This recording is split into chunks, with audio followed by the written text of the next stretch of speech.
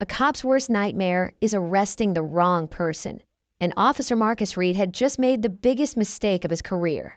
The sun hung high in the sky, casting its relentless heat onto the peaceful streets of Greenfield, a pristine neighborhood in Ohio. The kind of place where sidewalks were bordered by neatly trimmed hedges.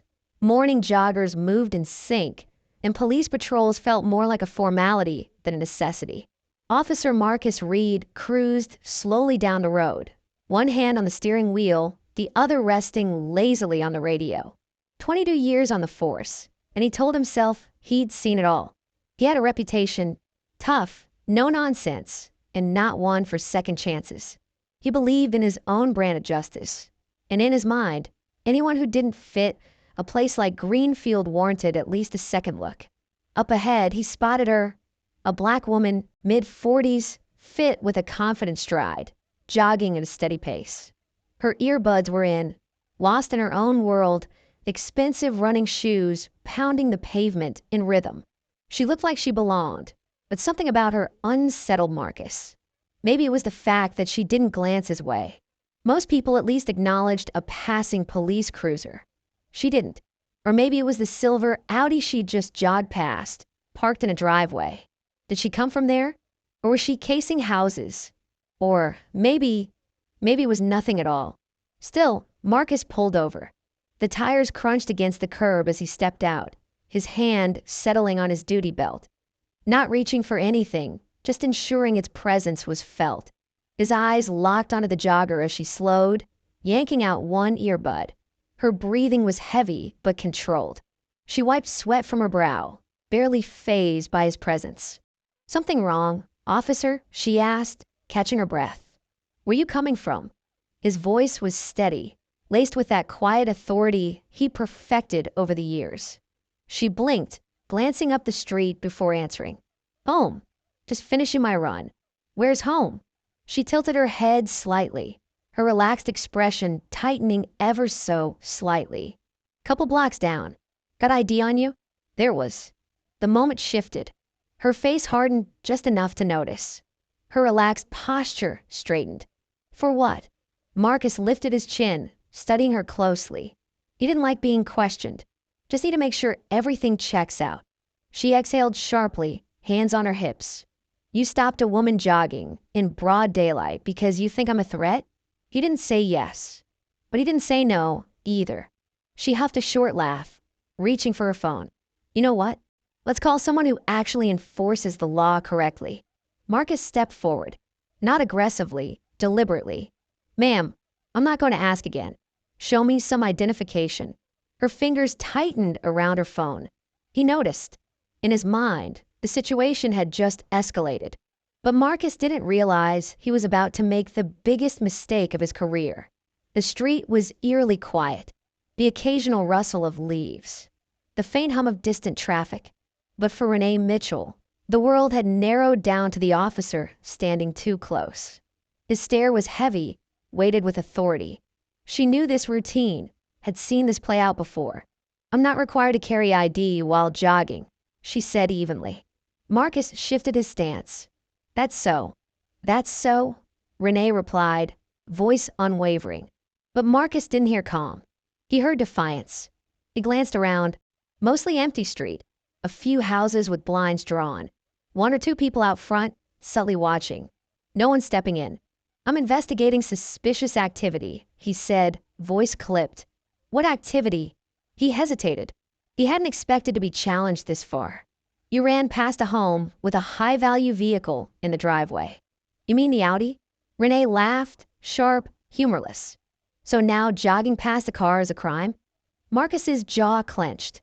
"You're refusing to identify yourself." "I'm refusing to be harassed." That word. Harassed.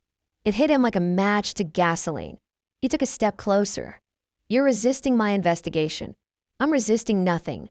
You're abusing your badge, and you know it." Her hand twitched near her phone again. Marcus didn't think, he reacted.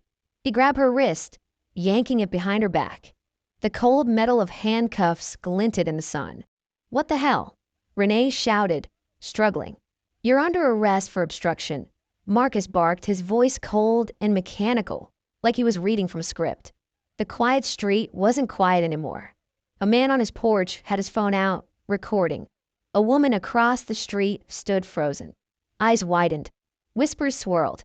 "You're making a mistake." Renee grit through her teeth, trying to keep control. "You should have cooperated," Marcus replied, tightening the cuffs. But Renee's voice remained steady. "You don't even know who I am." And that, he didn't care. But he should have, because his world was about to collapse. The weight of the cuffs bit into Renee's wrists. Marcus kept his grip firm, chest puffed with false authority. But something in the air shifted, a tension thick enough to cut. "Excuse me, officer. What's going on here?" The voice was calm, but it carried weight. A man in his 50s approached, well-dressed, confidence in every step. Marcus barely glanced at him. "Sir, please stand back." The man didn't move. He glanced at Renee, then at the cuffs, then back at Marcus. "I asked what's going on here." "She was uncooperative," Marcus repeated. Renee's voice was sharp. "He stopped me while I was jogging. Asked for ID. I told him I wasn't required to carry one. And now I'm in cuffs." The man's jaw tightened. "You cuffed her for jogging." "She refused to comply with my investigation," Marcus insisted. The man didn't respond. Instead, a black SUV with tinted windows pulled up. Marcus recognized it instantly. Unmarked plates. Someone important. The driver's door opened. Out stepped Captain Henry Lawson, Marcus's commanding officer. And he didn't look happy. The crowd shifted as Lawson walked toward them, his eyes locked on Marcus. "Uncuff her." "Sir." "Now, Officer Reed." Marcus hesitated, but the ice in Lawson's voice left no room for argument. He fumbled with the cuffs, releasing Renee's wrists. Lawson stepped forward, concern etched across his face. "Ma'am, are you all right?" "I'm fine," Renee replied, rubbing her wrists. Marcus stood frozen, confusion swirling in his chest. Lawson turned to him, voice low but sharp. "Do you know who you just put in handcuffs?" Marcus's throat was dry. "Sir." She refused to identify. "That's because she didn't have to." The realization hit hard. Renee's voice cut through the tension. "My name is Deputy Chief Renee Mitchell." Marcus's world crumbled. He stopped breathing. The crowd collectively gasped. "You." "I'm your boss," Renee added coldly. "And you just arrested me on my morning jog." The street fell into stunned silence. Lawson's jaw was locked tight. "Officer Reed, you're relieved of duty. Hand over your badge and gun." The command felt like a death sentence. Marcus's hands shook as he unhooked his badge, placing it into Lawson's palm, followed by his sidearm. The crowd murmured. Phones kept recording. Renee didn't look smug, just deeply, profoundly disappointed. "You think your badge gives you the right to decide who belongs where?" she asked, her voice heavy. "You think jogging while black is a crime?" Marcus had no answer. His mind was a blank slate of shame and regret. Renee stepped closer, her voice low. "You didn't see me. You saw a stereotype, and it cost you your career." She turned away, climbing into her SUV. The crowd parted. The weight of the moment lingered in the air. Marcus stood there, badge gone, career shattered, the realization sinking deeper with every passing second. Some mistakes you can't come back from, and this was one of them.